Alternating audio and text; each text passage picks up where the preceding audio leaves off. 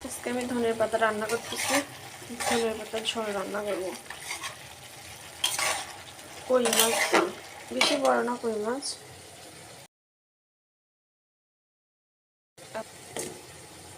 প্রথমে ভাবছিলাম যে বোনা করবো, ভেজে এরকম হয়ে গেছে। তো পরে ভাবলাম যে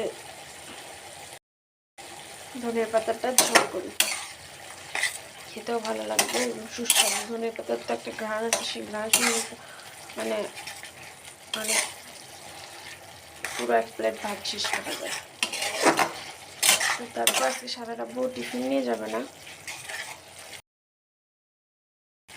সকালে নাস্তার বদলে তুমি আজকে আমাকে ভাত রান্না করে দিয়ে ধনের পাতার ঝোল। শুনে তো অনেক খুশি, বলতেছে ধনের পাতার ঝোল মানে ভাত খেতে অনেক আরাম লাগবে, ভালো লাগবে।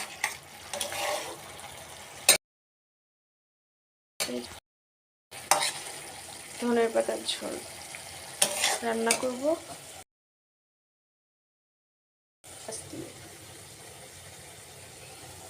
আগে প্ল্যান ছিল না অন্য কিছু করার, তো মনে হলো যে ধনের পাতার ঝোলটাই খুবই ভালো লাগবে। ধনের পাতার রান্না শেষ, কমপ্লিট।